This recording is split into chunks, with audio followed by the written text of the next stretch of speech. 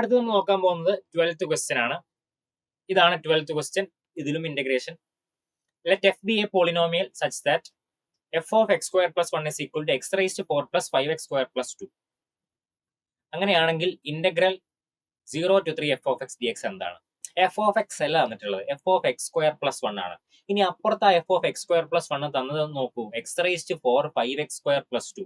അതും X square, അതിന്റെ square X rice to 4 അതിലാണ് തന്നിട്ടുള്ളത്. ഇതിൽ എളുപ്പം എന്താണെന്ന് ചോദിച്ചാൽ എക്സ് സ്ക്വയർ പ്ലസ് 1 ടി എന്ന് കൊടുക്കുന്നു, ഒരു സബ്സ്റ്റിറ്റ്യൂഷൻ കൊടുക്കുന്നു, എക്സ് സ്ക്വയർ പ്ലസ് 1 ടി. അപ്പൊ x square equal to t minus 1 കിട്ടി. എക്സ് സ്ക്വയർ എന്താണ് അപ്പോൾ ടി മൈനസ് 1. ഇനി നമ്മൾ ആ f of x square plus 1 മാറ്റി എഴുതുന്നു. F of x square plus 1 ഇപ്പൊ എഫ് ഓഫ് ടി ആണ്. അപ്പൊ f of x f of t ആയി. F of t equal to, ഇനി ടിന്റെ ടേംസിൽ തന്നെ എഴുതാം, f of t equal to x rice to 4 ഇപ്പൊ എന്തായി, എക്സ് സ്ക്വയർ അതല്ലേ, അപ്പൊ ടി മൈനസ് 1 ഹോൾ സ്ക്വയർ, അതിന്റെ സ്ക്വയർ. 5 എക്സ് സ്ക്വയർ എഴുതണം. എക്സ് സ്ക്വയർ എന്ന് പറഞ്ഞാൽ എന്താ, ടി മൈനസ് 1 ആണ്, പ്ലസ് 2.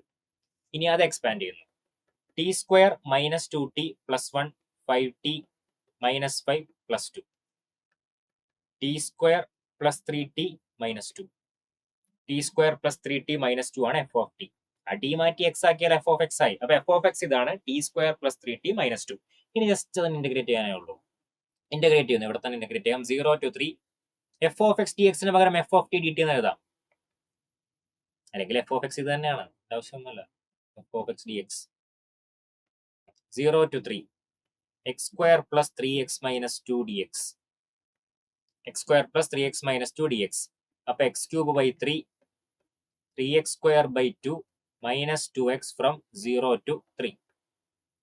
അപ്പോ ഇങ്ങനെ വരും, 27 by 3 3 by 2 into 9 minus 6, 3 plus 27 by 2 33 by 2. 33 by 2 option 2 ആണ് ആൻസർ.